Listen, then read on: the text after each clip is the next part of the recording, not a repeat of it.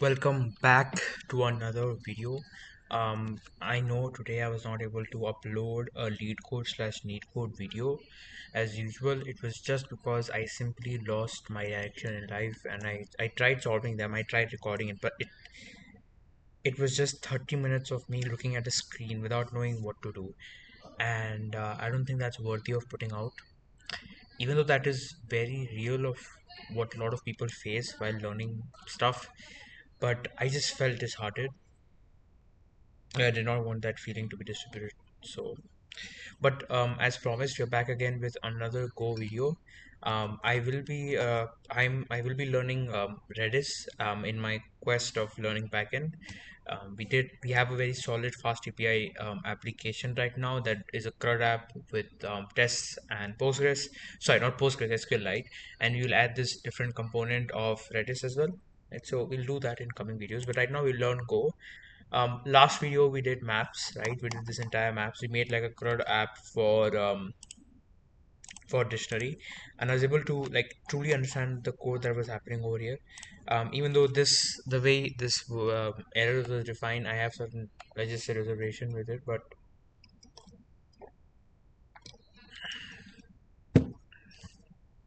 it is what it is, right? And if you hover over this,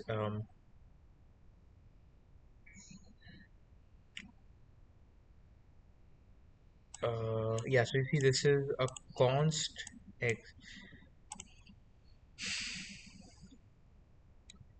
Anyhow, so this is done, right? We'll be learning about dependency injection as our second thing. So let's go through this. It is assumed that you have read the struct section. Yes, I have done before, as some understanding of interfaces will be needed for this. There's a lot of misunderstandings around dependency injection around the programming community. Hopefully, this guide will show you how you don't need a framework. It does not overcomplicate your design. It allows you to write great general purpose functions. We want to write a function that greets someone, just like we did in the Hello World chapter, but this time we're going to be testing the actual printing. Just to recap, here's what the function looks like. So we have a name and it says printf this. But how can we test this? Calling fmt printf prints to standard out, which is pretty hard for us to capture using the test framework. What we need to do is able to inject, which is a fancy word for pass in the dependency of printing. One our function doesn't need to care where or how the printing happens. So we should accept an interface rather than a concrete type. Okay, so the thing is trying to say is we have this function, but how do we test this? Because printf prints to the standard out, right? And that is very hard to capture. If you see in our greetings page, right? If you see, not this, I think hello world. You see, we have a very simple, no, not this one, is also quite simple. We have a function that says greeting, and this is again complicated, but over here we are returning this, right? And in our testing framework we are actually returning this. So this is a string, right? If you see got is a string, so that is why we are able to test it, right? So yeah, that's the case. Okay, that is done. Okay, so saying hello to people. Just give me a moment. Yeah, so this is how we asserted it. It had to be returned in order to be able to work with it. Cool. um right, what we need to do is we're able to inject, which is just a fancy word for pass in the dependency.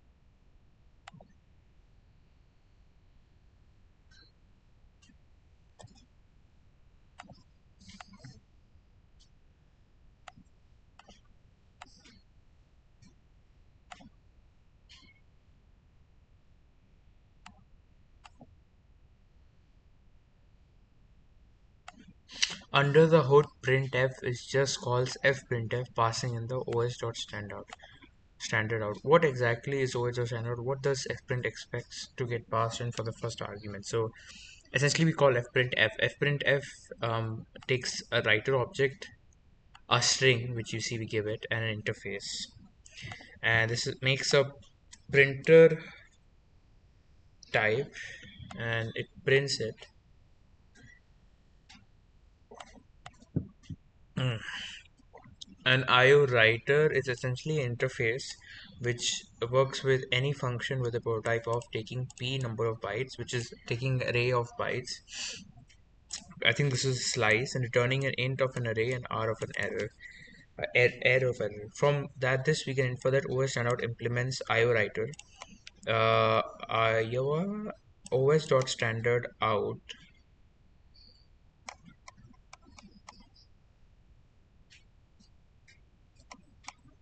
um, implements.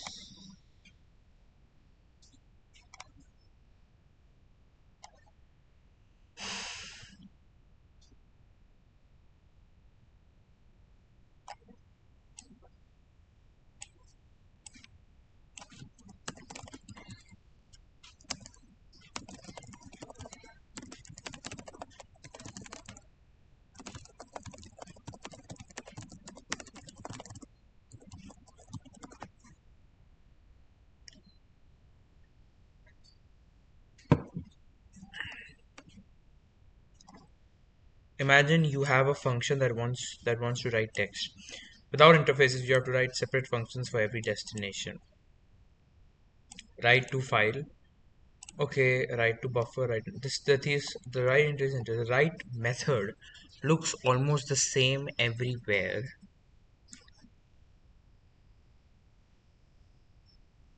W writer.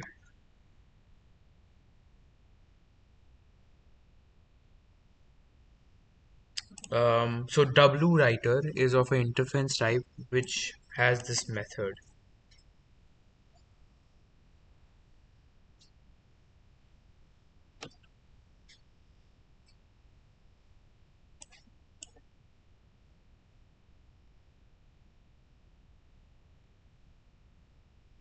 Okay, I won't go that deep, but so we know under the covers we are ultimately using writer to send our greeting somewhere. Let's use the existing abstraction to make our code testable and more reusable. In which file should I name this? Um, did I understand anything? Nope. Will we understand anything? Yes. So we have write the test first. So we have test greet. I think I'm going to do this very simply. I'm just going to say dependency injection. I'll say greet.co, and I think it's called test. Oh, it's like that. Okay, it's almost like PyTest. Sorry, it's like greet test.co. Yeah. Besides some basic code that I can feel good about myself, func main um, mm, uh, fmt.println hello world. Um, what's the issue over here?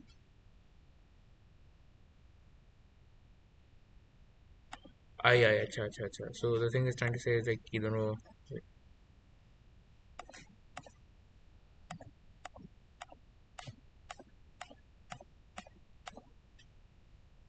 what's the issue.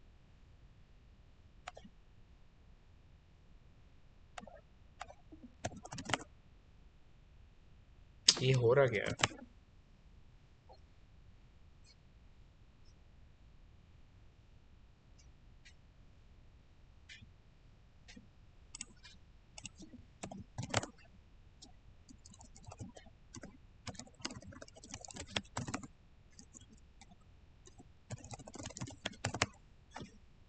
Right, so yeah, so this should run. Let's just run this. Let's do dependency injection. We'll go run greet.co.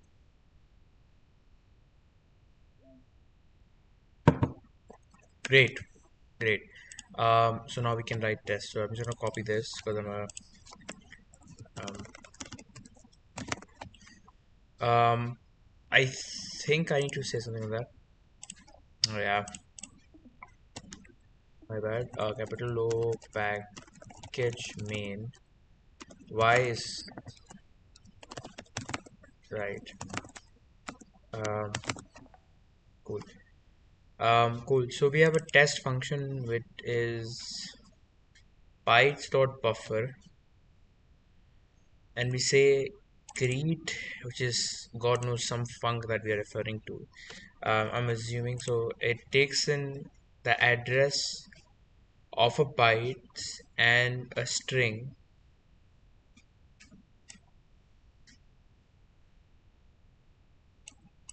Okay, I don't know what's happening. So let's go to the buffer type from bytes package. Uh, okay. The buffer type from the bytes package implements the writer interface. So it implements the writer interface because it has the method this.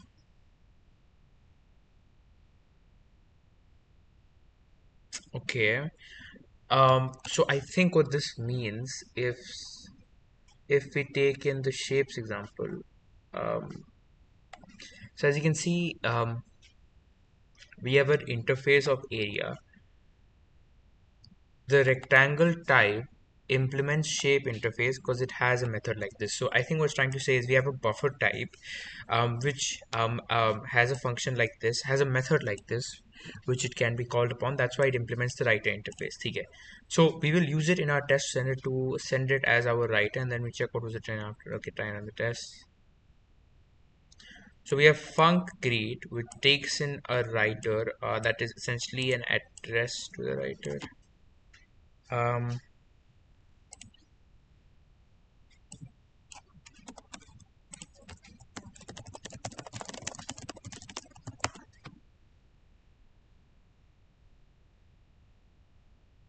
Okay, dumb. Okay, my bad. Because I have. Oh, yeah, that makes sense. It's somewhat similar to saying I'm expecting that something. So I can say print and I can say in star array, something like that. Okay. I think that makes sense. Yeah, cool. Yeah, so I guess we make the minimum function possible. So we say something like func greet, and it takes bytes buffer. And I think it would say name string, right? Okay, and then I'll say fmt dot println, um, printf, and fmt, uh, hello.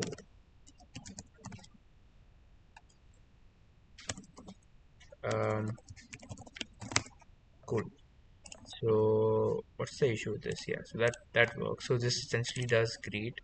It takes the address of the byte buffer, and again, this is a pointer which shows the address and the name string, right? So if I do something like go test, Go has a great like inbuilt testing like test suite. Okay. Hmm. So we got this. We wanted hello Chris. As you can see, um, we wanted this. Um, I think what's happening is it wants us to go into this buffer and pretty much take in the word and put in hello the word, and then when we actually take in from that buffer, we would get that. I think that's what the logic is over here. Right. So using the writer to send the greeting to the buffer in our test. Remember, fmt.fprintf is like f, but instead it takes the writer. But instead it takes the writer send the string to, whereas fmt defaults to standard output. Okay. So over here we say fmt. This is the writer, and we want to essentially just do this. Interestingly, we do this. Okay. So I do something like, because it f printf, and we give the writer class, and we say hello, um, and we say name. And so instead of going to standard out, it then actually goes to that byte buffer and put it up there. Got this, wanted that, my bad. Um, let's see, yeah, that runs great. So the test now passed. Earlier, the compiler told us to pass in a pointer to bytes.buffer. This is technically correct, but not very useful. Just to demonstrate this, wiring up the greet function into a Go application where we wanted to print standard output.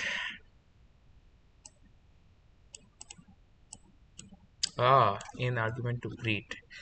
Interesting. So because we are taking in a type of a pointer to bytes.buffer, we can't actually use it. But I think what they're gonna say is we can use an interface.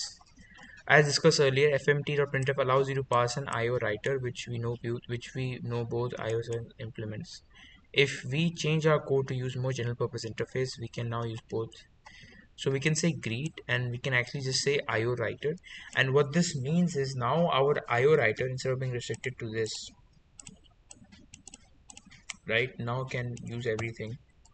So we can say IO dot writer, right? Uh, this has to be a type of this interface, and whatever this interface is, it will have a method that can be used, right? And so now if I come here and say func main greet, and if I say what os dot standard output, and I say Chris, right? And if I run go test, I mean not go test as per se, but go run greet.go, it works great. So I think what's happening over here is instead of taking a pointer to a byte buffer, what we are instead doing is taking the type of this interface, and whatever the interface is, it will have a method that allows this type to pretty much do whatever that wants, right? Okay. The internet run the following. So we have a greet and we say my greeter handler.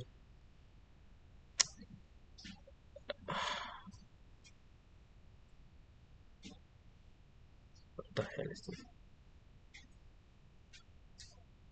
Oh, why we're going to networking now? I'm scared. I'm scared. Okay, so we have a my greet handler, which I think does some of the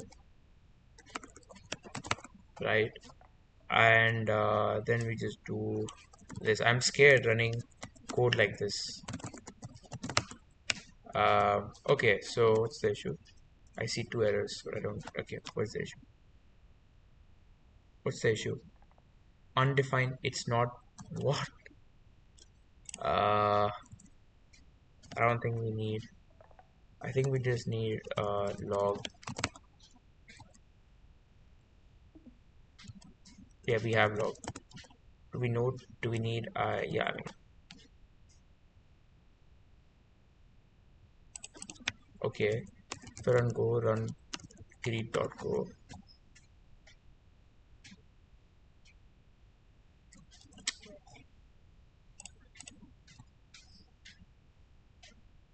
Okay. Either I'm either okay. Something is wrong. It's console. How is it? Uh, okay. Okay. Apparently, greet made a.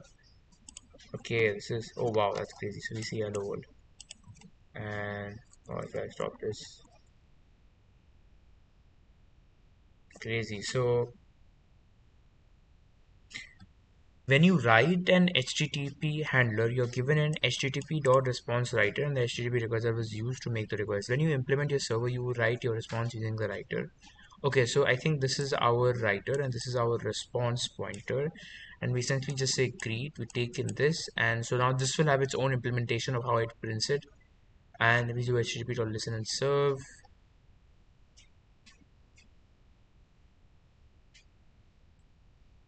Our first line of code was not easy because it wrote data somewhere we couldn't control.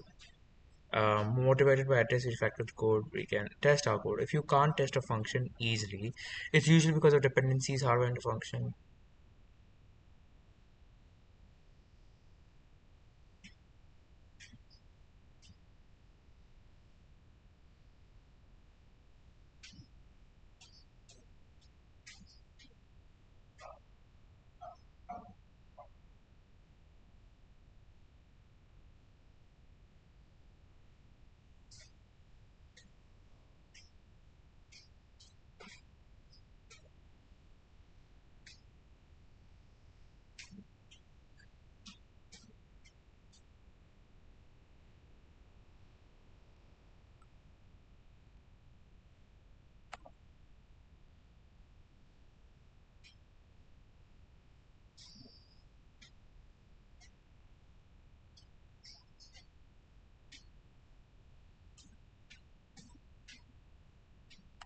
Wait, is this the same guy?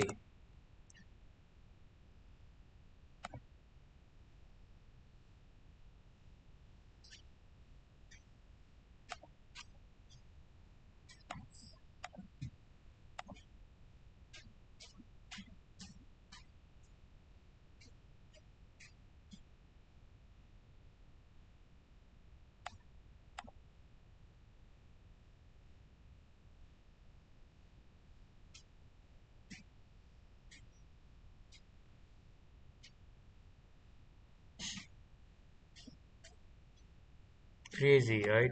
Crazy. I might as well read the book because this just went over my head, to be honest, chat. um, I don't know what I read, but anyway, let's go to mocking. You have been asked to write a program which counts down from three, printing each number. Okay, you have been asked to write a program which counts down from three, printing each number on the new line with 1 second pause, and then which is it will go and exit.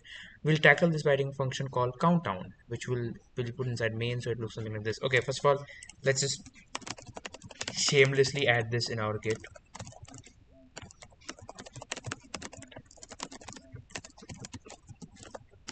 Learned about DI, understood. If you will look at it again. It would be funny, chat, if I make like a GitHub workflow which runs all the tests. Oh man, that would be fun, to be honest with you. But I hope I understand mocking. It will be fun. We'll tackle this by writing a function called countdown, which makes sense. Which will be then, okay, this is mocking. Let's just make this thing real quick. Mocking.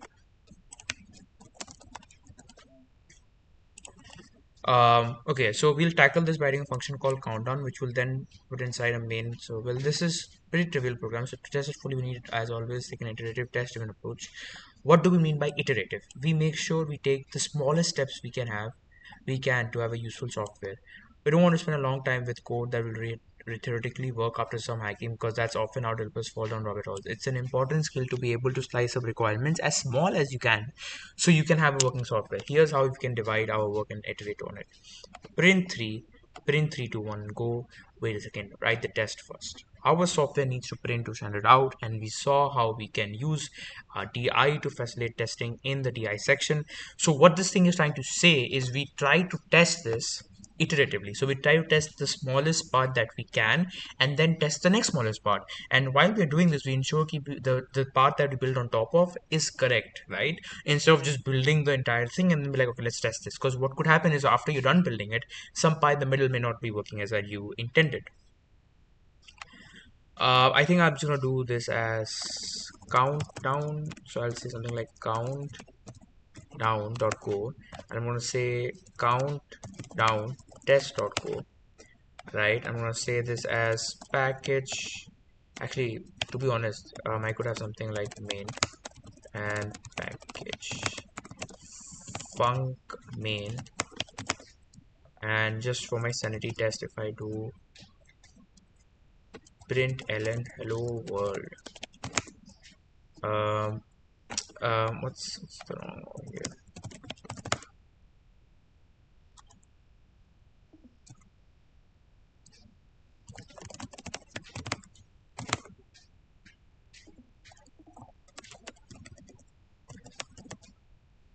printer chat. Let's go run countdown.go. Um, so we'll have a countdown function, so to speak. So we'll have something like, as he showed before this, right? So we'll have something like countdown. At the moment, this is not doing anything, but that's the idea, right? Right. So yeah, so now we write the test first, obviously, because we are TDD, test-driven development. Okay, so we can see again we initialize a byte buffer and we store the value of it at some address, and we'll pass this address to a pointer supposedly. So I think how this is gonna work is gonna be writer.io.writer. I think was it writer? What dependency did we use? We used io.writer. Yeah, so I was right. It was something like io, right? So we take an io.writer. I think we use that for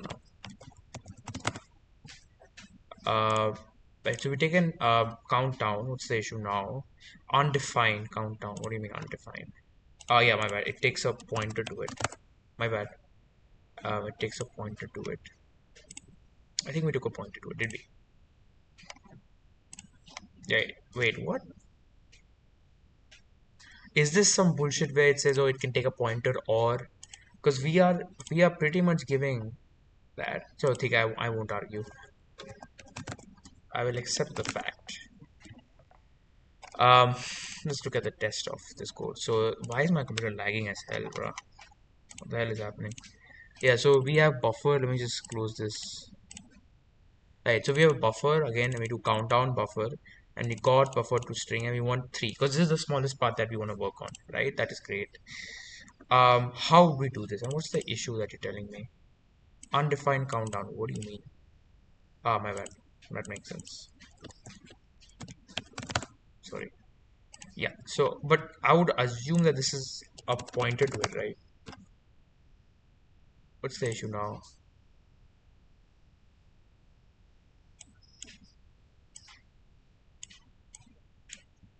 Oh, there's something sorcery is going on. I'll tell you that. Some sorcery is going on. Anyhow, so we have funk of this, and what we can do is we can do fmt dot f print f. We have the writer, and we print in 3, I guess. If you go test, this should work. It does work. Great. I'm happy. So if anything like buffer is unfamiliar to you, reread the previous section. We want our countdown function to write data somewhere in IO writer is the de facto way of capturing this as an interface in Go. In the main, we'll send to os.sendout so our users see the countdown printed to the terminal. In our test, we'll send to bytes.buffer so our test can capture the data. Yeah, essentially it's capturing all of them in a byte buffer. So byte buffer could be thought of like you have this bunch of these bytes. It's like a byte array, right? Something like that. Again, I was right. This is taking off. This is gonna take a pointer to that, right? I was right. So instead of doing this, we say bytes dot buffer, um, and yeah. So that does nothing much, and it does run the test again. Yeah. So but this is not the we are using printf, which takes an I writer and sends string refactor. Yeah. So I knew the refactor was coming. So right, read letters to complete my letters now I wire our function into main, so we have a working software to reassure ourselves that we are making progress. Good. So I think now what you're gonna do is say func main, and now you can say count down, and you can give the writer as, if I'm correct, os dot standard output, because this type does implement a writer function. So now if I run go, if I do go run countdown, we'll still see 3, so we feel good. Okay, we're making some progress. Try another program and be amazed by your handiwork. Yep, this seems trivial, but this approach is what I would recommend for any project. Take a thin slice of the functionality and make it work end to end, backed by tests. Again, this sounds nice, but I feel like barely do anyone has the time to do this unless if you're not into time constraint, go ahead and do this. Or do I know? right? Next, we can make it print 2, 1, and then go. Write the test first. By, so I'm assuming this is just adding on to that test, right? Okay. Let's see. By investing in getting the overall plumbing working right, we can iterate on our solution safely and easily. We will no longer need to stop and rerun the program to be confident of it working as all the logic is tested. So we do this is like a multi-line string type shit. So I guess I'll just do. How do we do that? Oh, interesting. So we do something like three, uh, three, two, one, go. It's ugly as hell though, chat. The backtick syntax is another way of getting a string, but lets you include all like new lines. It's perfect for our test. Then try run the test. Got three, one three, one. Oh yeah, yeah. I was like, what do you mean by that? What do you mean by that, chat? Essentially, we're trying to say that we can write multi-line strings with backticks. Write enough code to pass it. Okay, right t. So instead of doing this, we are saying something like for I for I greater than 0, I minus minus. So 3, 2, and I can say fmt dot f print f writer I, right? I'm writing this as a string for some reason. It's weird. Um, um, what's the issue? Cannot use variable as string value in the argument. Good question. Um, oh yeah, different function f print line.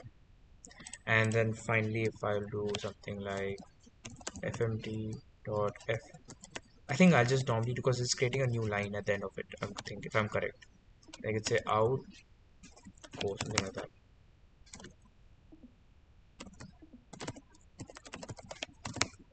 Okay, let's run this.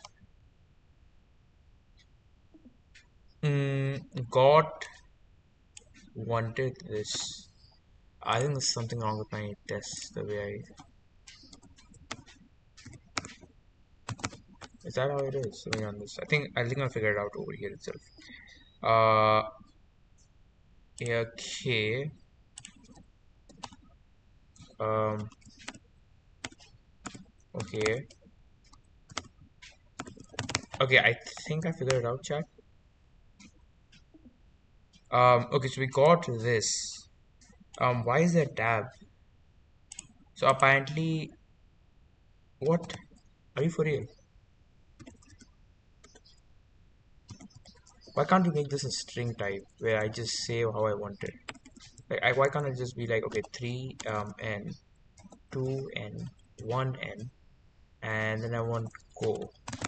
Like, why can't I just do that? Yeah, so that's much better. Like 3, 2, 1. Like 3, 2, 1, go. Like that's much better to write, to be honest. Use a for loop counting backwards. Refactor. There's not much to refactor other than refactoring some magic values into name constants. So final word, yeah, I mean sure. So we have something like um, we have something like final word and countdown countdown start is equal to 3, and so the way we can so dumb. Um, uh, and I do ci this, and I say final word. I'm making sure the class of this. My computer is lagging heavily for some reason, which I don't really like, but if you run this program, you should get the desired output, but we don't make it as a dramatic countdown with 1 second pause. So go let you achieve this with time.sleep, try adding it to your code. Okay, I respect this. So do we need to do this? I mean, okay, it's good. Like, okay, I can say something like time dot sleep 1 second into time dot second. Saturday, night. It's Saturday, then it's Friday, Sunday. What? Okay, so this essentially prints 3, waits for 1 second, prints 2, waits for 1 second, print once, wait for 1 second, and just says go. Right? So if I actually do go run countdown.go just to see this in action, we'll say 3, 2, 1, and then go. Right? But this should not affect our test, right, by any means, because the program's execution will end after this line. So let's see. Yeah, it passed, but it took a while because yeah, the program had to wait. Mocking. The test still passed and our software works as intended, but we have some problems. Our test takes 3 seconds to run. Yes, it does. You know, if you look at the last countdown, so we have like 3, 2, 1. Right? It takes more than 3 seconds, but yeah, roughly 3 seconds. Our test, every forward thinking post about software development emphasizes the importance of quick feedback loops. Slow tests ruin developer productivity. Imagine if the requirement gets more sophisticated, gets more sophisticating, warranting more tests. Are we happy with 3 seconds added to the test for every new test of countdown? We have not tested an important property or function. We have a dependency on sleeping, which we need to extract so we can take control it in our test. If we can mock time.sleep, we can use dependency injection to use it instead of the real time.sleep, and we can spy on the calls to make it assertions on them. Right, let's define our dependency as an interface. This lets us use a real sleeper in main and a spy sleeper and a spy sleeper in our test. By using an interface, our countdown function is oblivious to this and adds some flexibility to the caller. So we make an interface which needs to have a method called sleep. Right. So if I do something like type sleeper, so this is our spy sleeper, so to speak. So we'll say interface, and this will have a method called sleep. Right. As you know, time has a method called sleep. That's why it will actually be part of this interface. Now we need to mock of it. Now we need to make a mock of it for our test use. So this is our type spy sleeper.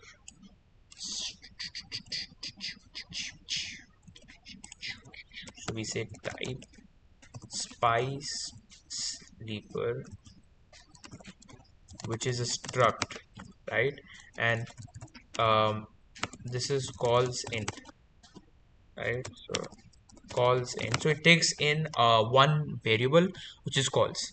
Now we say func. So we have another. Now we make another variable which is called func, which essentially this doesn't really matter, but it takes the pointer to a spy sleeper. And as we have learned before, over here doesn't really matter if you give it the value of the point or the pointer. Go will just work with it, but it's recommended that you give the pointer, right? And this will implement a sleep object. The will have a sleep method, right? And we'll do s dot calls plus. Right? So we'll do s dot calls plus. It's fine, right? Even if it was a pointer or not, Go automatically dereferences the pointer, so you don't have to do something, God forbid, something like this as C programmers are used to, but you can just do something like that, right? So spy is a kind of mock which we can record how it. Why is my sounding weird? Um, weird. Spy is a kind of mock which can record. Sorry. Okay. Spy is a kind of mock which can record how a dependency is used. They can record the argument sent in, how many times it has been called, etc. In our case, we are keeping track of how many times sleep is called so we can check in our test. Update the test to inject the dependency on our spy and assert that sleep has been called 3 times. So we say something like spy sleeper, which is interesting. We take the name of the struct. Weird. Something like spy. Yeah. Um, which points to the location of a spy sleeper in memory, right? And then we do countdown and we say spy sleeper. And I think this doesn't work because right now countdown doesn't take a function for that. And then oh, that's very funny. Yeah, this is very interesting. So yeah, that's actually good. Yeah, so essentially what we need to do is we need to make this accept. We need to make it expect. Right. We need to basically make it expect spy sleeper, which is I think I could do something like sleep sleeper. Does that work? Um, right. And so sleep is of interface sleep. Okay, is that right spelling of sleep? Whoa, when you write a language, you write some words so much long that now you're like physically exhausted. Okay, so this is the interface type of sleeper, which will have a sleep method, right? So we can say something like sleep, sorry, sleep. And this then has a function which has sleep. And so, we do have a function for sleeper, sleeper. I don't know how he does that. Let me check. So we do, okay, he takes a sleeper only. I was right. So sleeper, right, sleeper. So I was right. If you want to take something, right, possible given this sleeper, right? And it says time. Okay, this is time. What's this an issue?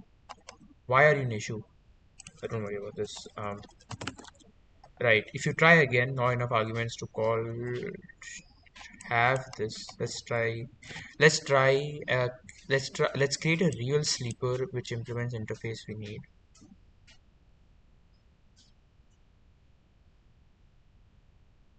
What the what was this for? What was this for, chat? इतना मेहनत किस चीज का था ये?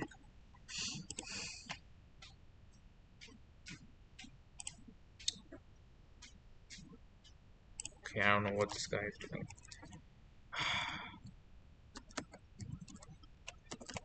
Type.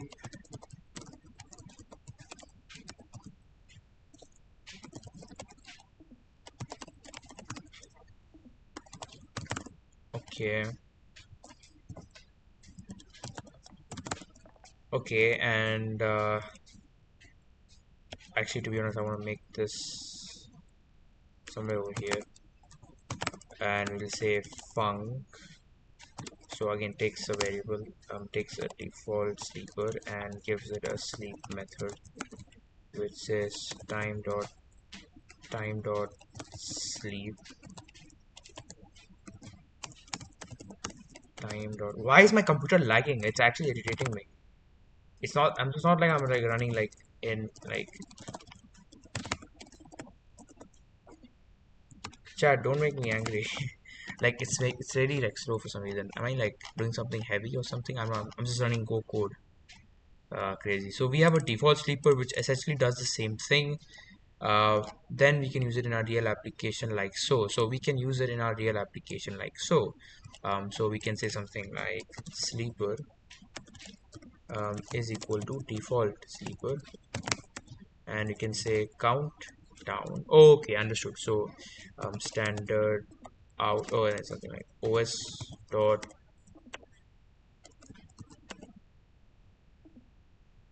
Okay, and we can say sleeper. Yeah. What's the issue? Okay, this is. I mean, Chad, I can also do something like this. Chat, come on, don't do that to me, okay? But yeah, I mean, sure. This would be like a pointer to a pointer type shit situation. So okay. The reason why will this work is because this is I don't know why I would do that because this is taking in not a pointer but actually the sleeper interface type itself. Wouldn't this be something like this then? Weird. Crazy. Let me just turn on the air conditioning and come. Okay, so we have a sleeper. This is taking a sleeper type, but the we are returning. Yeah, but this is not a sleeper type, right? This is a sleeper pointer. Man, what are we doing? What the I'm actually confused. Ah, it's not a good state to be in, chat. Um, not a good state to be in. So we'll say sleeper dot sleep, because we'll have that. If I just click on this, it will say it will have a sleep function. And so, right, the actual sleeper we are passing is default sleeper, and default sleeper has a sleep function which does this on default. Over here we have a spy sleeper, which actually does this, right? It actually does that, and spy sleeper has this calls it, and what it does is, so this function doesn't really care, because it just wants a type interface, and it gets it, right? It gets a type interface. For some reason this is a pointer to it, but this is of type sleeper, because in order to be of type sleeper you need to just have a method of this type sleep, and spy sleeper has a method of sleep, which essentially just does this. And so what happens is, instead of running it for 3 seconds, we just calls it up increment to 3, and that makes us, oh, this is right. So if I say go test will run less than 3 seconds right now, right? But on the other hand, if I do go run countdown, this is actually, now I understand it. The only thing that's confusing to me, which I don't understand, is, let me just, I guess if I were to take a screenshot of this and I removed it, I'm a genius. um, in this code, countdown func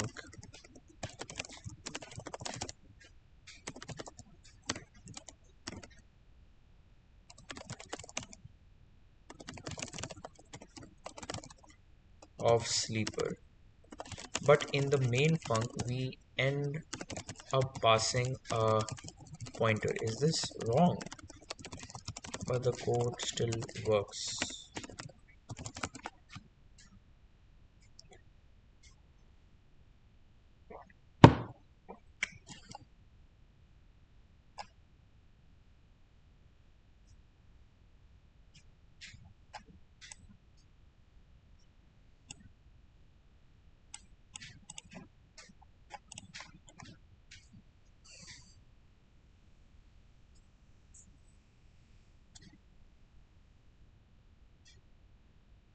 Okay, so I think what's happening over here is, uh, this does has a function sleep, but that works upon the pointer to that func, right? Instead of that itself. So that's why we have to pass this. So when we pass this, it gets passed as this, and it says, okay, does this type has a method of sleep? It does. I don't really care what type it is. I just want to make sure it does, and that's why it works. Okay, dumb dumb.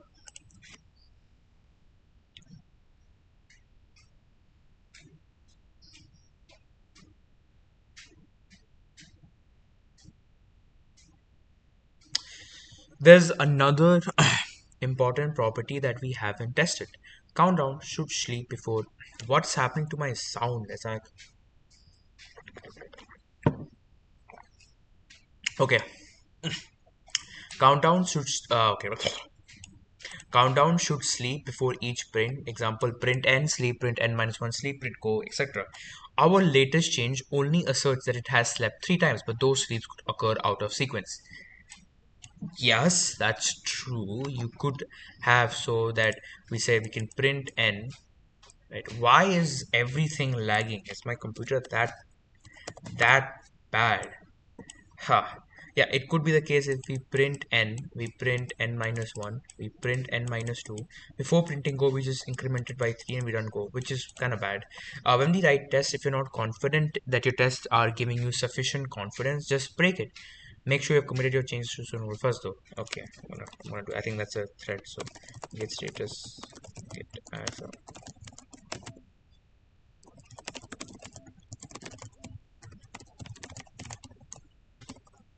made.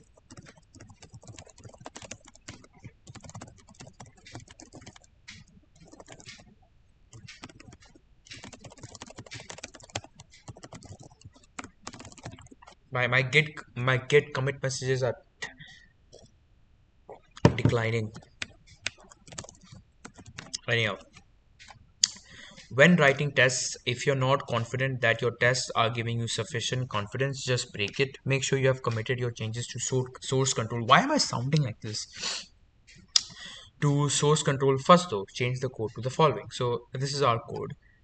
So we have countdown, and we say for I is equal to countdown start, we sleep, right? And then after we have slept, then we do for I, we print it out, and then with this, if you run your test, this should still be passing even though the implementation is wrong. He has a point. He has a point, chat. When I do something like, right, when I do something like this, you can clearly see the point I was trying to illustrate before. Is this thing is key, we don't have context, right? What?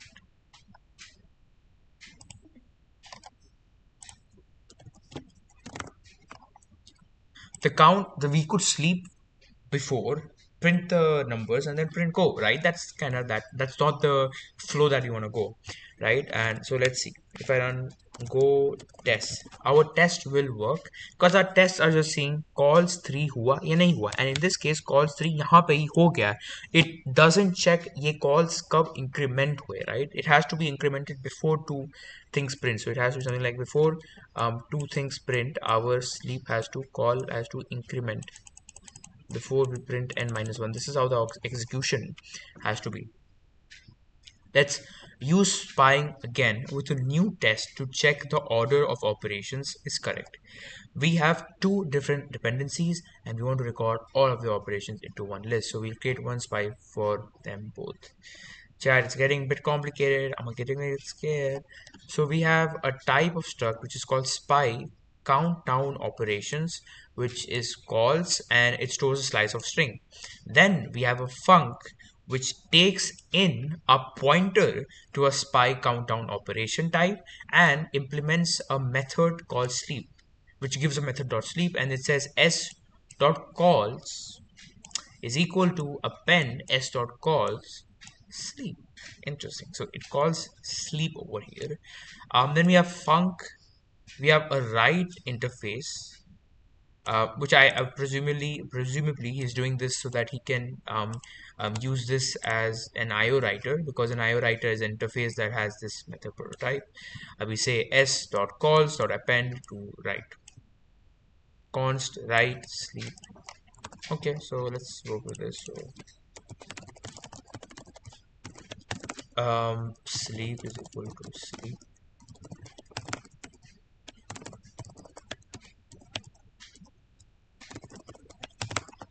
Right. So okay, there's a bunch of things up happening over here. So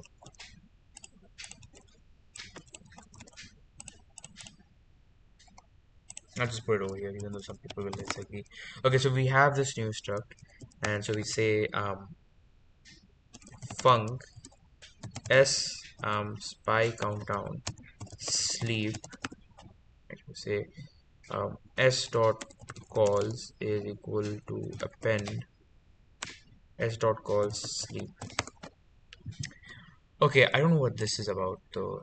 Okay, okay, like that. Okay, I mean, this would be much better to me, to be honest with you, because I'm like, what does sleep mean, to be honest with you? Right, so, okay, so this just does that, so it just appends to that, and then we'll also have another func, which will use the same thing, spy countdown operations, and this will have this,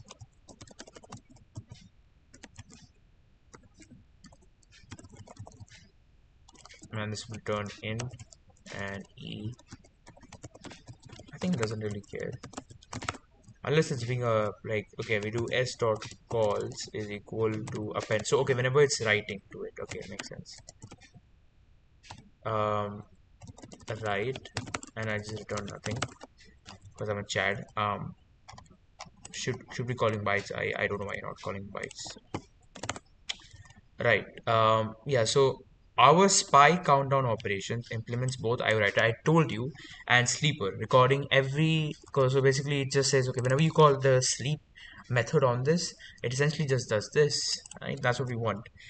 Recording every call into one slice. In this test, we are only concerned about the order operations, so just recording them as a list of name operations sufficient. Yeah, that makes sense. So our list, this operation needs to be write, sleep, right? So this is 3 2 sleep, right? This has to be 1, and this has to be go. I think let's sleep one more time over here. We can now add our subtests into our test suite, which verifies our sleeps and print operates the way we want to.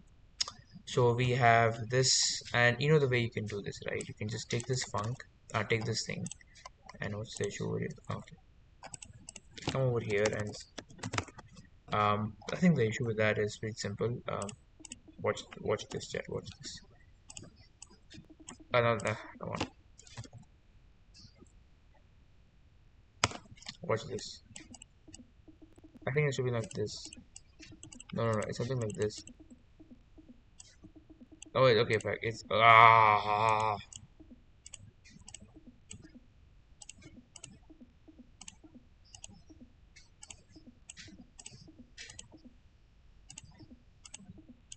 watch, watch and learn. Right. So what we do over here is quite simple. We do run sleep before every print, and we say write sleep, write sleep, write sleep, and we say if.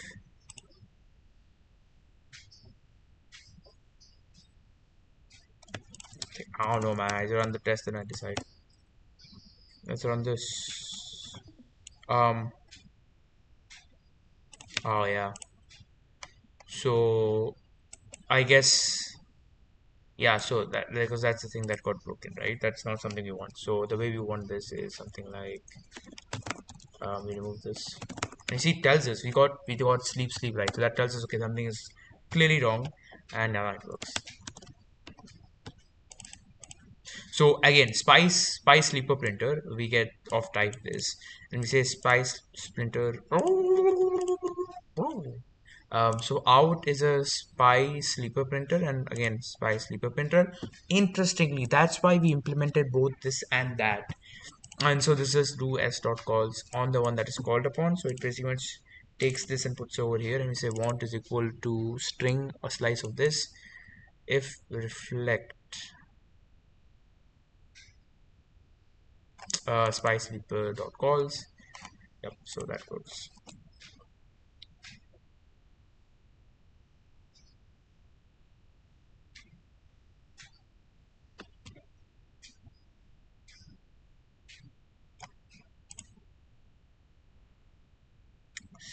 Let's first get a new type of configurable sleeper that accepts what we need for configuration and testing. So we go duration, and we chat. You can take func as type.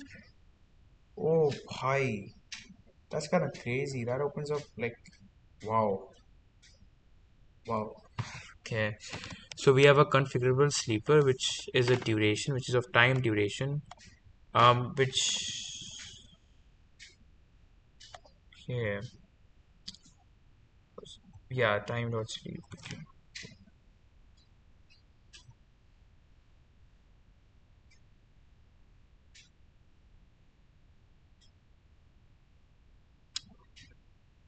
So we're creating a type called configurable sleeper struct. I think at this point I'm just like, what the hell is happening? Um,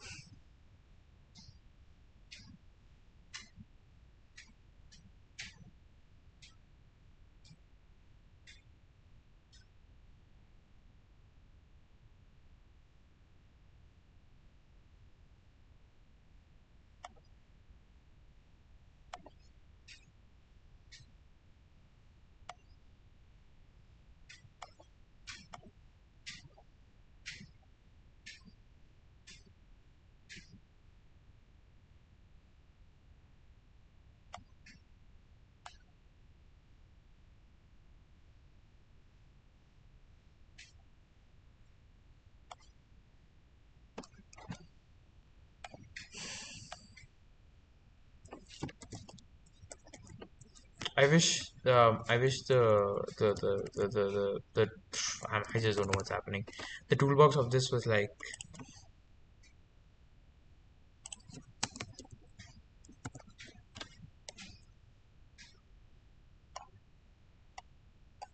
what do you mean download? Oh yeah, okay, okay. Wow, crazy. At the time,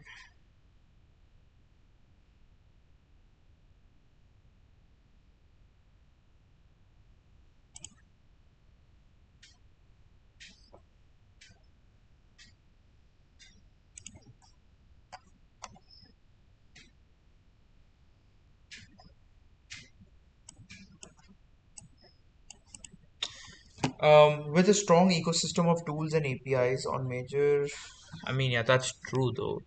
And we have command line interfaces, and we can also have, wow,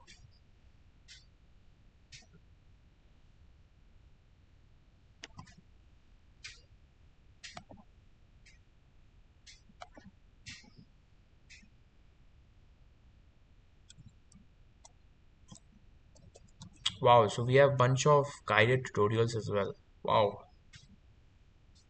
Um,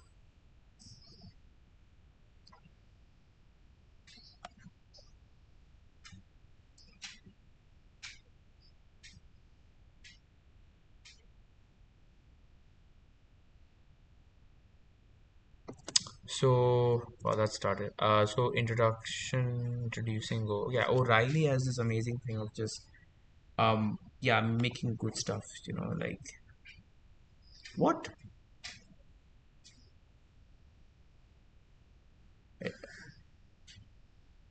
Okay, this is the source code, which is I'm hoping going to that. Wow, wait, is this available? It's actually funny. Um, page intentionally left blank.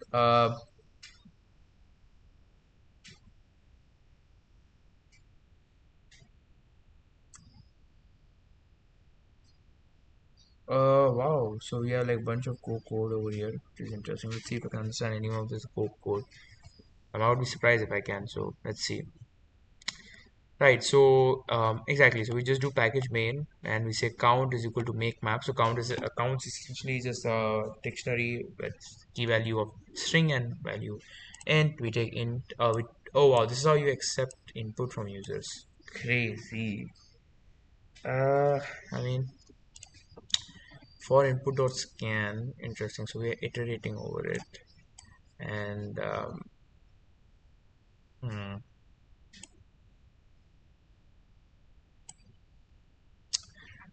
uh, I think what this does is okay. Interesting. Not bad though. So what do we learn in this? We learn tutorial, obviously. Hello world. Wow. Wait, what? Yeah, like create page gets crazy. How long can this go before it becomes like paid? Um, wow. So this actually looks quite cool though. To be honest, that's actually kind of cool. Anyhow, just wanna see what all things we have over here. So, yeah. So we can learn hello world, command line arguments, finding duplicate lines, animated gifs, crazy fetching a URL, program structure, okay, basic types, composite types, which are made up of more of this. Okay, we have JSON also. We have native JSON support. That's funny. Then we have functions. Wow. Then we have methods. Then we have interfaces. Then we have Go routines and channels. We have concurrency and shared variables, packages and Go tool, testing, reflection, low level programming. I mean, it's not bad. Like,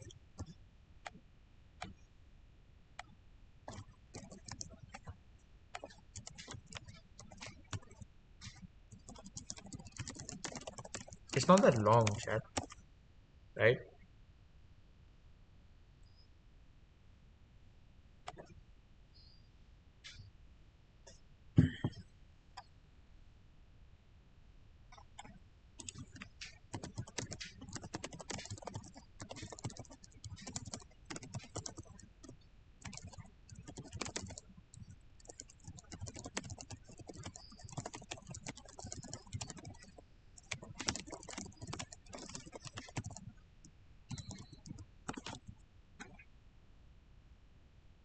Okay, that's a good question. Why is the Go programming language book so long, yet Go is a simple language you can pick up in a weekend? How can it read like KNRs? I don't think it makes sense to equate the simplicity of a language with the length of books that are written about it. You can surely find some longer books written on subjects in C as well. For example, it does read like a book. Although it's a good book, I tend not to recommend it anymore, or if I do recommend it, it's usually after other resources. That's mostly due to it being an older book now, and naturally it being a paper book hasn't kept up with the changed language or tools surrounding it. I think overall things like the Go tool or documents like Effective Go are much better place for people to start. I used the Go tool and Effective Go documents roughly 7 years ago now, and literally after a weekend was writing WebSockets server and clients. So I think those are more than enough for people to get started. Or the same guy recommended, especially the Go tool and Effective Go parts. Okay, so what is this documentation? Where's Effective Go?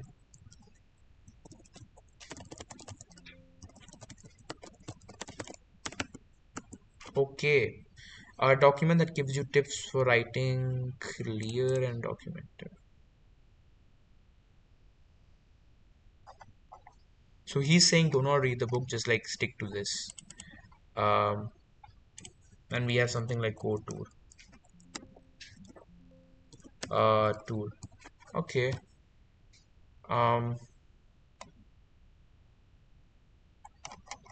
I can respect that. I can go behind this. Um, yeah, I mean that's the thing with books, right, on technical topics because the tech space is the one of the one of the most fastest moving space out there. You really have to be cautious, and it's very hard to make a book unless you do something like designing data intensive applications where the author releases the edition too. Um, Rather than that, Stack Overflow. Who uses that? Who uses Stack Overflow? What are the jobs that Golang is used for? Like, I don't really see where I would use Go, right? I mean, if I'm going to make a low level languages and stuff, I would rather just use C.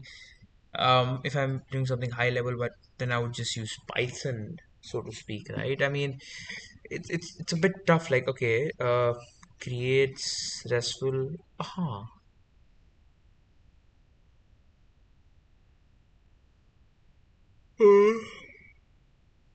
wow,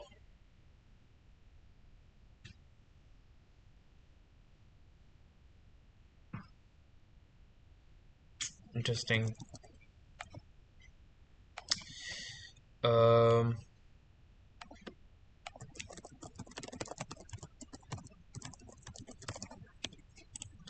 Um, to be honest, I don't mind this thing. I just like I'm not able to understand after a certain point. I'm like, what the hell just happened, right?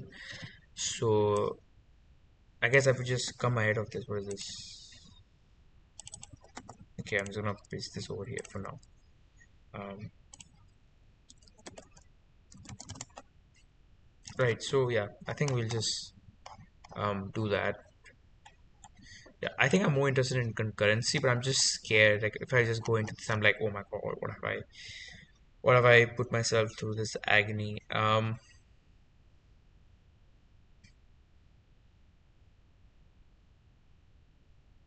Yeah, I think I'll just read some Redis, right? Yeah, I think I had a bunch of Redis things that I wanted to do. I just had a bunch of lists of Redis things I wanted to learn. So I think I'll do that. I think that today this is enough go for today. Um, Chat. So I guess git log one line. Um,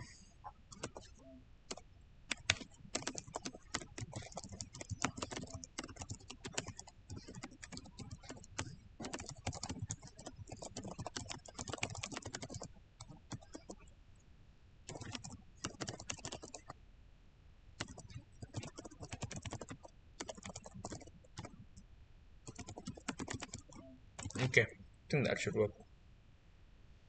Great. Right, that's good.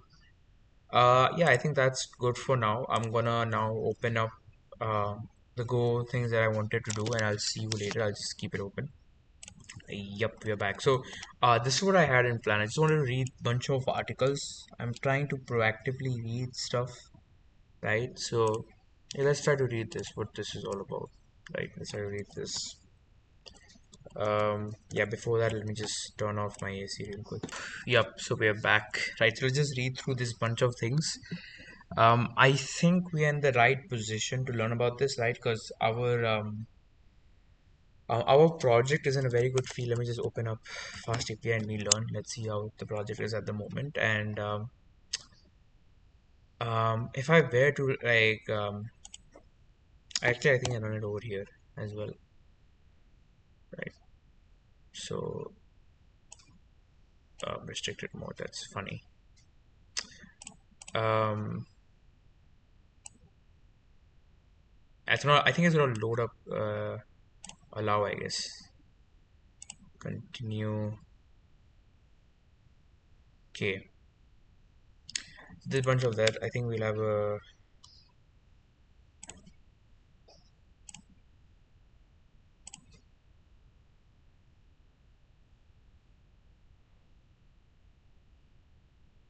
I just choose a small one, to be honest, not much. It's opening it over here. Interesting. So, um, wow, I don't want chat. Thank you for that.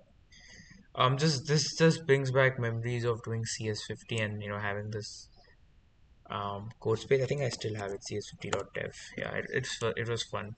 Doing CS50 was just the best time of my life. I think being naive is very important. Being naive is very important, to be honest with you guys. So I'm assuming I have Python installed in this. I do have Python installed, so that's great. Um, that's good. So can I do something like okay, I think it's gonna run. Oh, it's pretty much running my different files, which is good. I think it should do that. While it's doing that, I'll show you some of my. Wow, that's crazy. So yeah, while this is loading up, I'll tell you how the our architecture looks like this, right? So let's say we have just bunch of clients over here, right? People who really want to know about a course, right? So we have our server. Now within this server, how can I how can I why can't I select the text? Which is weird. Right, I'll choose somewhere here. So we have this our server. This is our server, right? Now within our server, right, instead of keeping it as a separate server for our database, we have our SQLite database, right? Essentially to2.db, which gets paged every time, right? So this is our to2.db, right? So if I were to show this is our to2.db, right? So whenever the user sends us request, it may be the case that it's 100% the case that we need to talk to our SQLite, right? For every operation, there's some amount of check, so this will be checking with SQLite, right?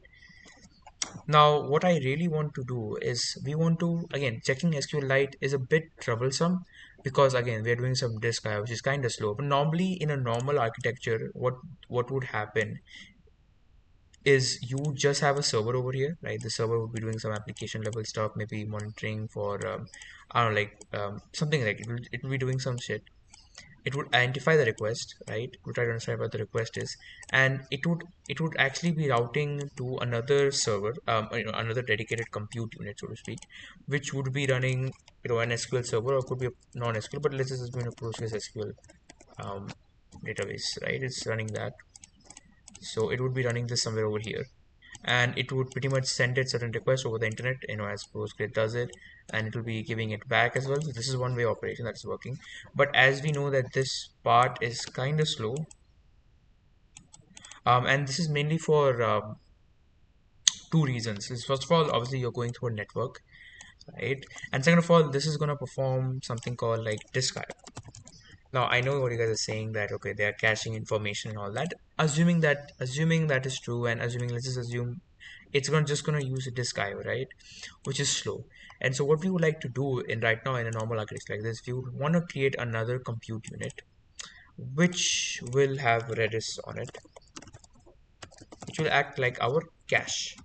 So it will contain all the recently accessed elements, right? So this will be somewhere over here, and we would like to check our cache first, if this is here or not, and then talk with our cache about that. I think realistically, what would happen is we would have a bloom filter for our cache, because we don't want to just like, because this is extremely fast, right? This is very fast because it's in memory, right? So we don't have to worry about, it's very in fast, but this is again going over the internet, unless you can do a self-host over here as well. But let's assume we have a separate backend for this, right? So we have a cache, it will check for the Redis. If it's not there, then you have to go there, right? So it's like if there's a Redis hit, then that's great. If not, then you have to go to Postgres, which will be very slow. But this would be like a very simple architecture, like what we're doing right now at the moment. But at the moment, what we have is essentially not this. We essentially just don't even have this. um, we have, let's say we have a server, right? We have a fast API server which we're working on, which is over here. And then within the same compute unit, we have our SQLite being our primary database, which is our source of truth that we are going to consider, right?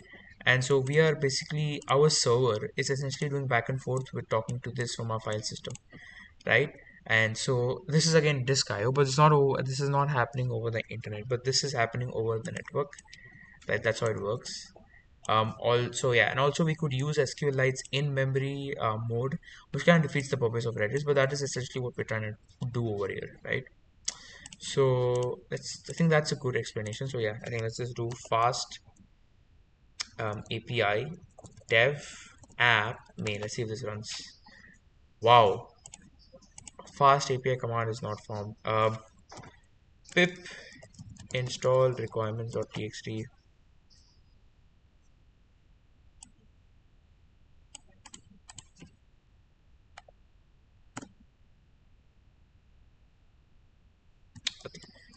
Fast API dev app main. What do you mean fast API is not found? Oh, I'm not into the path. Hell yeah, do we have UV?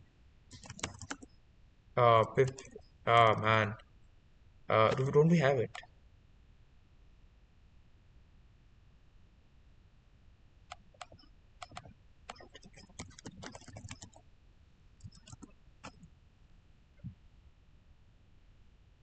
What the hell am I doing?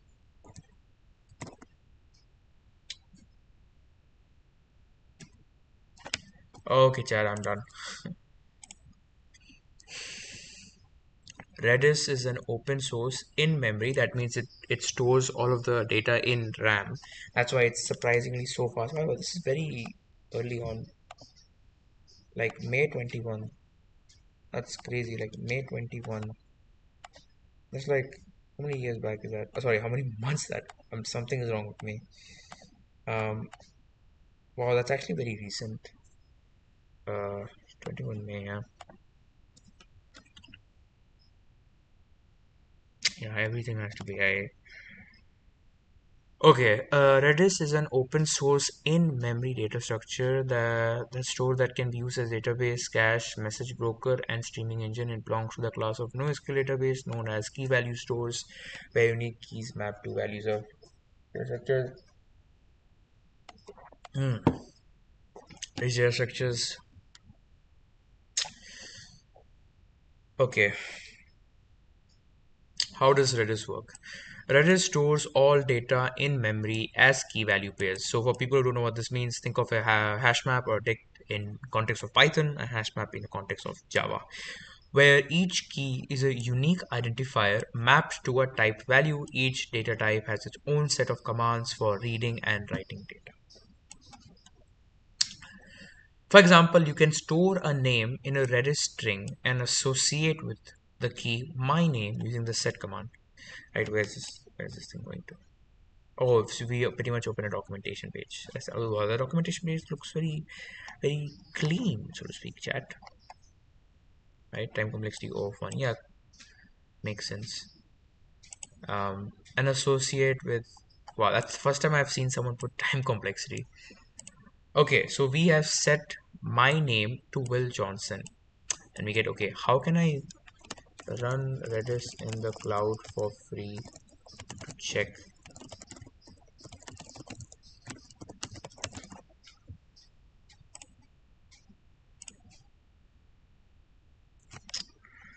Go to Redis cloud. Same thing. Okay, sort of login. I think I'll just use my Google. Um,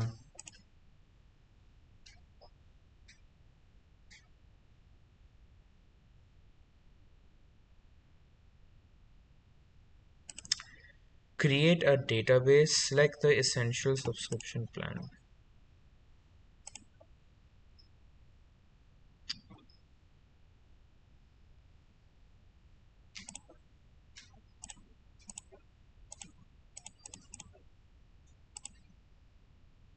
Um,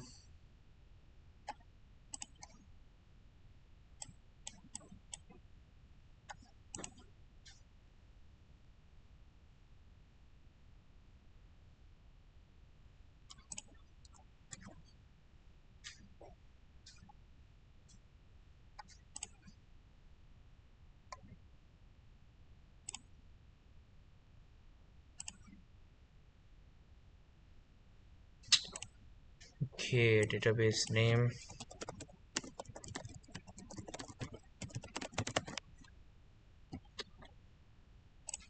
Um, okay. General error. What the hell? I think that, to be honest. Wow, let's create this. Oh, it worked.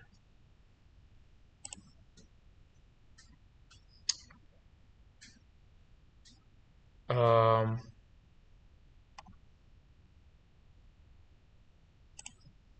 it's pending a bit. Right, HTTP server listening port.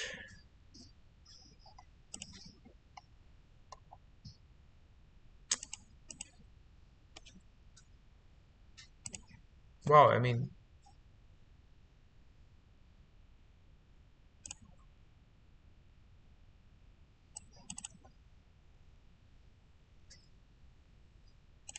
skip. So this is query, this is DB index source. Wow. Uh,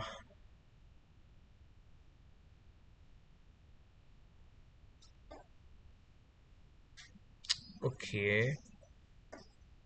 Um, connect, I guess. I'm using something called Redis Insight. Um, I think I'll stop with this. This is getting too complicated for me. My brain is like, what the hell? Anyhow, so yeah, I can say set my name to William Johnson. So let me just run that on this.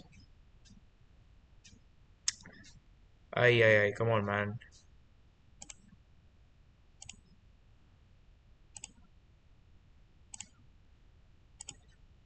Okay, uh,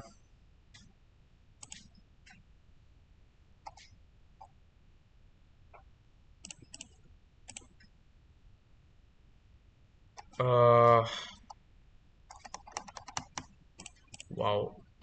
Cool. I'll just read this.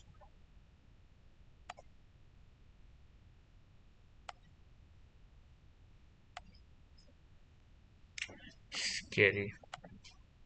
But I'm assuming what could be named as, I mean, it's essentially flat namespace.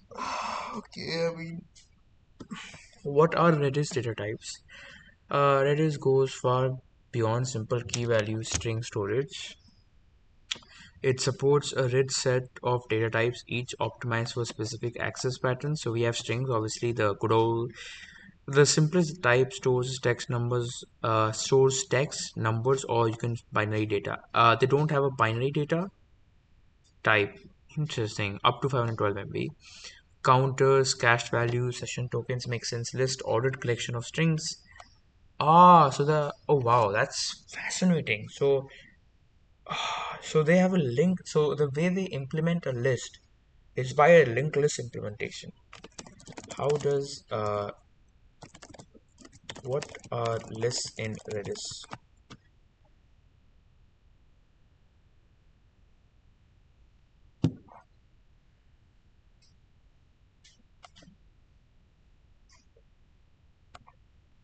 What do you mean ordered? What do you mean by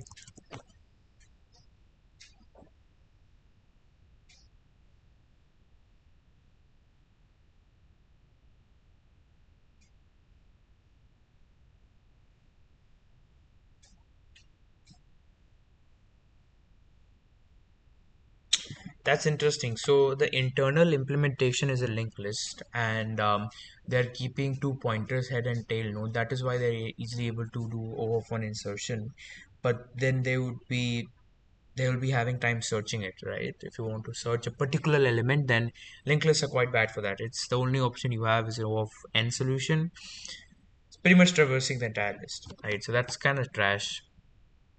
You would use this for activity feeds and message queue. Yeah, I mean, this makes sense because this is going to act like a stack or a queue, and that does not really need any value that would be in the middle, right? So cool, that's great. Um, right. Then we have sets. We have unordered collection of unique strings. Okay. Then we have hashes, maps, op, field value pairs similar to objects. Similar to objects. Sorted sets. Sets ordered by numeric score. Okay. Append only log data structures. JSON vector sets. I mean, this is pretty much they have introduced this for AI. Okay, it also has use special indexes. Okay, what is Redis used for? Redis is used across industries wherever fast data access matters. Common use cases include caching, store frequently accessed data in memory to reduce database load and speed up response time. Yeah, that makes sense.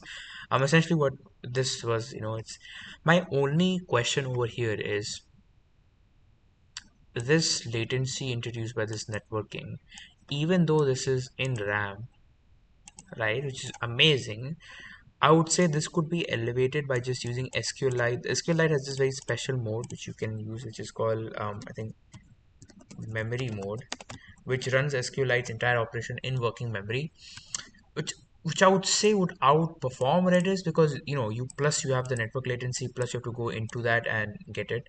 So I would wager that that would be the case, but you never know, right? So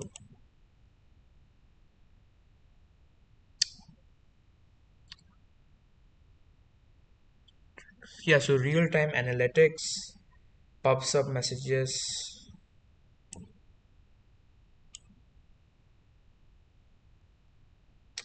What are the advantages of Redis? I mean, sure. Is Redis NoSQL database? Yes, sir.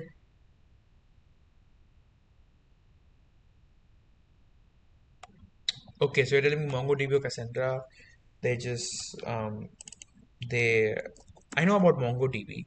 MongoDB is what is called a document store. I I did try learning MongoDB, but I just didn't find it that fascinating to be honest with you, right? But yeah, it's good. They also provide like a database as a service approach to it, right? Right. It's a distributed. Wow,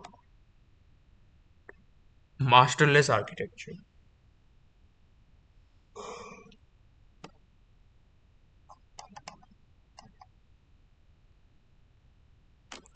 Hmm.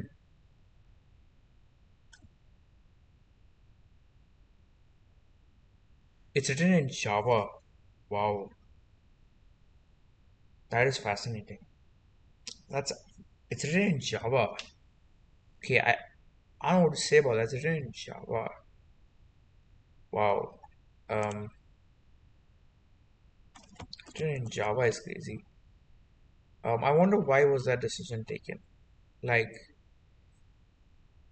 what was the reason for that decision being taken? I'm just curious, to be honest. No hate. Right, how fast it is, I don't care.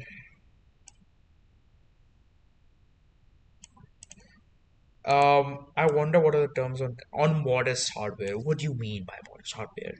And benchmarks on optimized configurations regularly exceed on optimized configuration.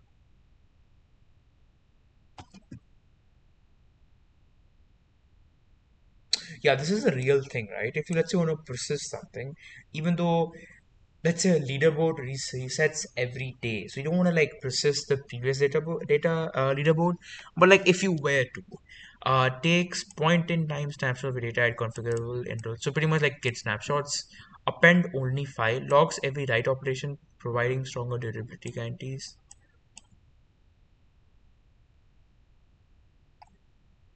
Redis uses a single thread event loop for command processing.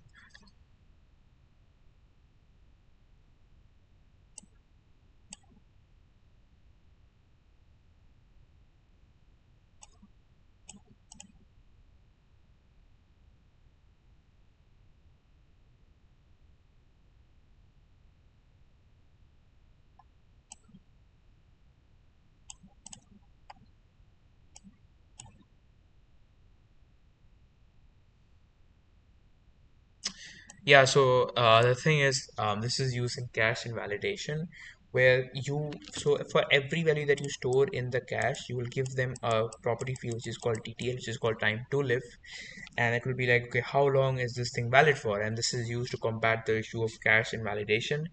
This thing brings another issue which is called cascading invalidation or cascading something, where a bunch of keys hit their TTL and then all of your requests goes to your database. Like so pretty much it overloads your database. In order to prevent that, you just add a bit of jitter, so not everything is synchronized, so to speak.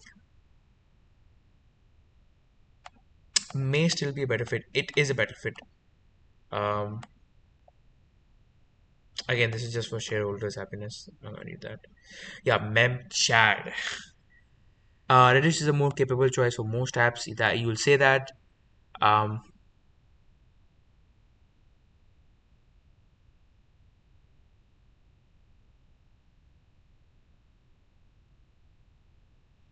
and they're both different, right? They're both different. Also, this has like command based. It doesn't have too much of query languages.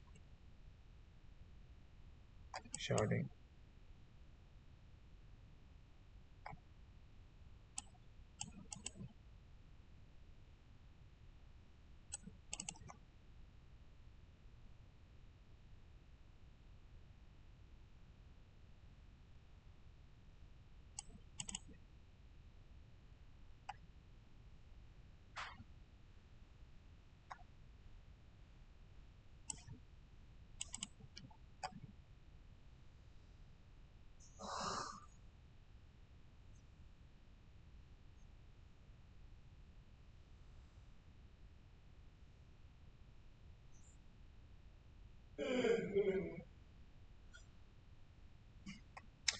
Is Redis asset compliant? Redis provides atomicity for individual commands.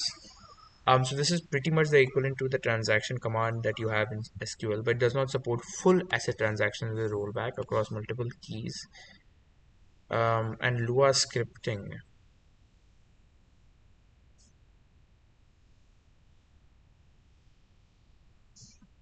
That was fun. I mean, I got a rough idea of how this thing works. Right. So this is done. Done. We have this thing we want to read about. What is this? So Redis quick start guide. Redis again. This is um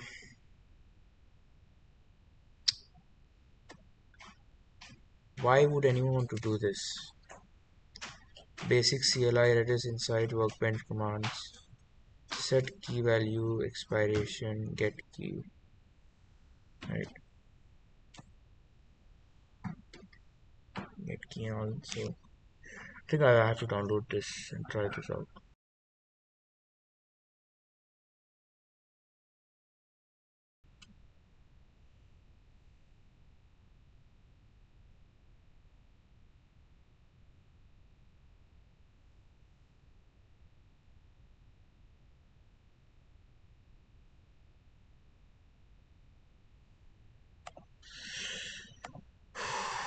Rex sandbox, like query to try out queries, a pop-up will appear. Okay,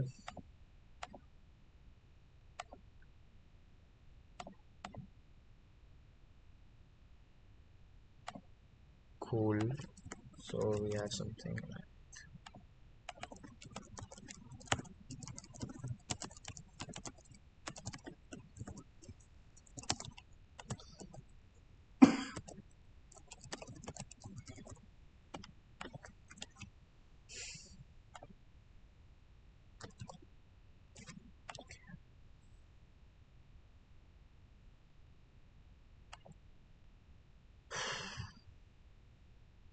I think we should be doing Redis tomorrow.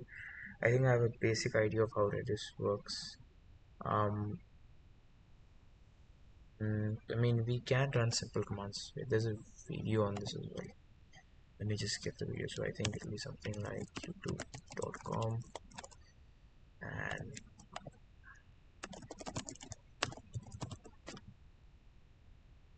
this one here. Imagine being able to build anything just by thinking about it. Meet base 44. This. Now, Redis is essentially a type of database, and more specifically, it is a NoSQL You database. don't need 1 hour and half an hour to like do that. I mean, to be honest, uh, I would rather spend time over in these two videos. I feel like they'll have much more value. So hello and welcome Yeah. to the What is Redis? Why does it show up in so many system design problems? And why do so many teams rely on it in production? Redis is versatile. It's worth the time to learn it well. In this video, we focus on three ideas: how Redis executes commands, how it stores and persists data, and how people use it in real systems. Let's start with what Redis is. Redis is a single-threaded, in-memory data structure server.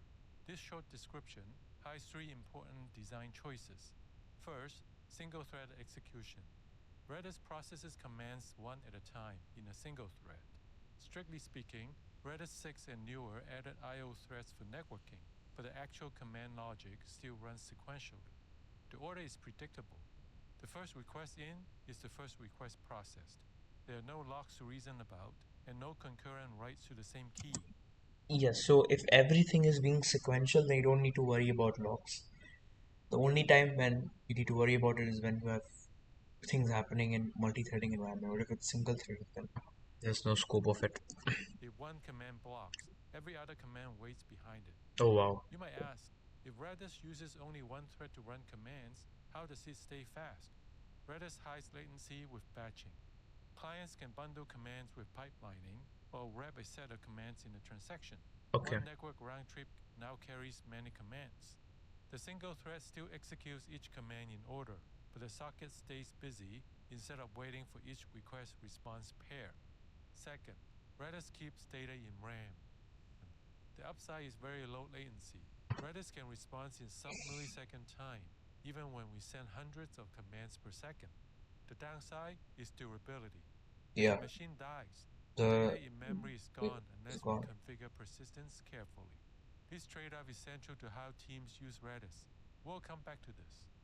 Third, Redis is a key value store that exposes data structures directly. A value in Redis can be many things. For example, it can be a string, a list, a hash, a set, a sorted set, or a stream. The protocol is small and simple, but Redis provides many specialized commands for each data structure. Here's a simple example of a counter.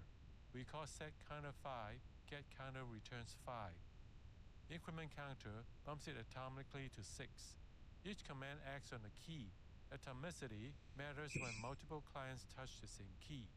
Because Redis runs commands one at a time, increment completes as a single atomic step.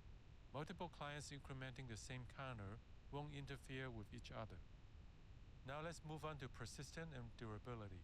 Because Redis lives in memory, we need to plan for crashes.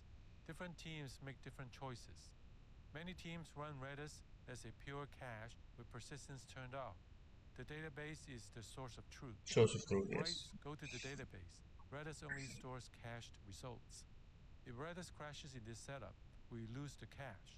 The application rebuilds it on demand by querying the database.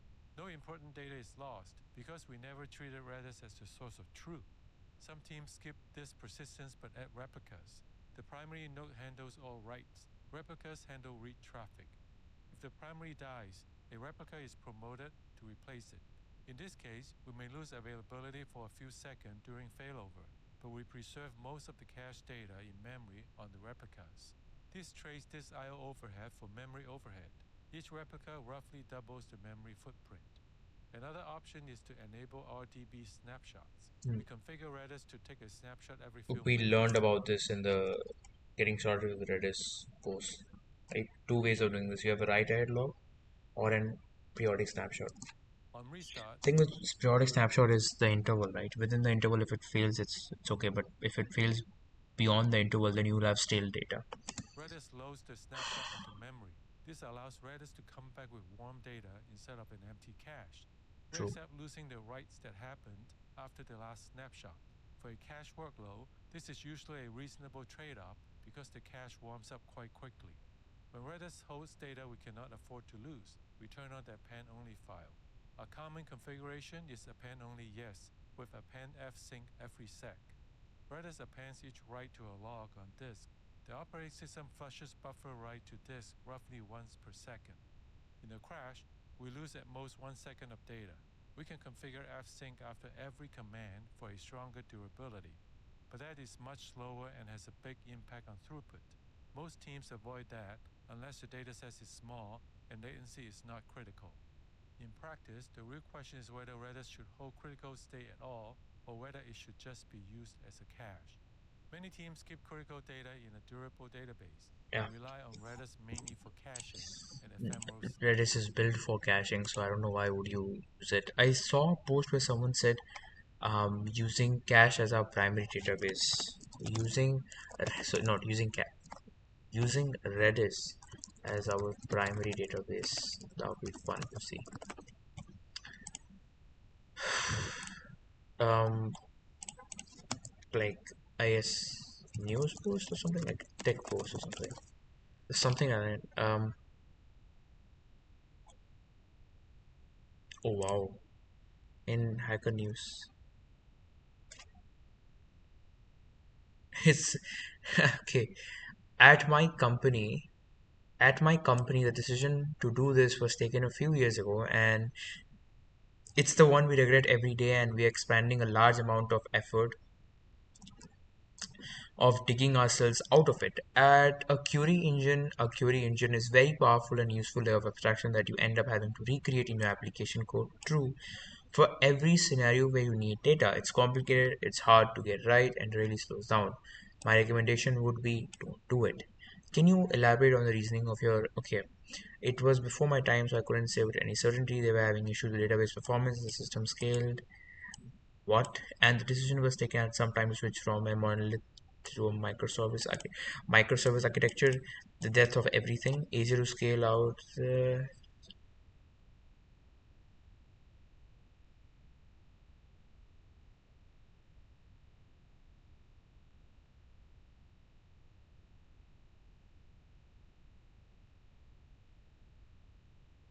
Okay, why is that happening?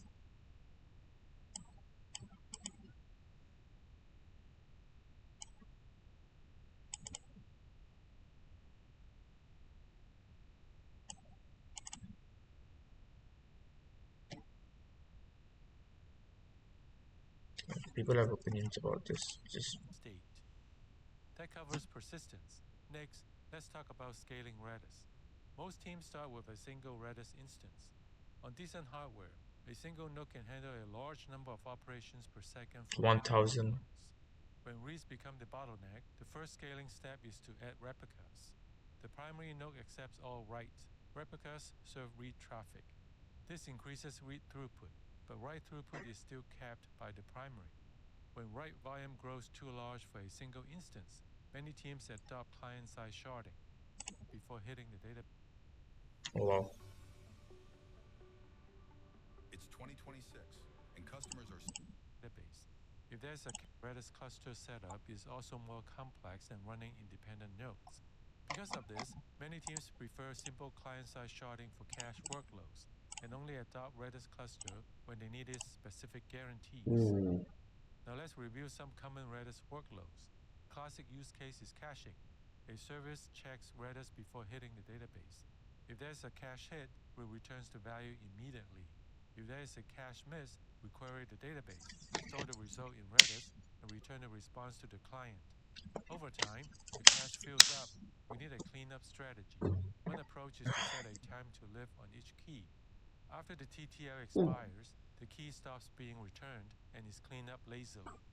Another approach is to configure a memory limit and an eviction policy so that Redis evicts keys. For example, the least recently used one, when memory is full. Yeah. Multiple service instances can share counters through Redis. We use atomic increment commands on keys that represent a user, an IP, or an API token. Combined with TTLs or Lua scripts, we can implement various rate-limiting algorithms without adding a separate coordination service. There are many nuances here, so we dedicate an entire video to this topic. Check the link in the description. So far, Redis looks like a fast key value store. The data structure server part becomes powerful when we look at features like sorter set. Leaderboards are a common example. A sorter set maintains items ordered by score. We can insert a player with a score. Data structures such as hashes and sorter sets. Yeah, that's cool. Yeah, I would like to watch this later. This one. I think we'll have this one saved. I think I've watched it. Okay, cool. Developers need to learn. Automatically say that, hey, let me put my authentication on that I'm kind of fire curious on what he'll Redis. say. If it's prompt related, then I'll shut off the video real quick. But I hope it's not. So there's a new software development language, a whole new framework, if you will, that is hugely beneficial if developers jump into it. So if you want to get a job in 2026, you want to make the money, you got to get into the new stuff. So this new language, this new paradigm, of course, is the AI stack. So if you're getting disappointed, hold on for a second. Let me explain. Whenever you see a new shift in the development space where we go from one model to the other, when we went from thick client to web, when we went from Perl CGI to page Again, prompt. Just come on, guys. So bullshit. Anyhow, um, yeah. Gets, it also has some implications for how you use it in your system. You can't Yeah, necessarily chalo, this guarantee we'll the watch this durability of data. tomorrow. I think for today this is enough. So this is enough for today. So See you later, alligator.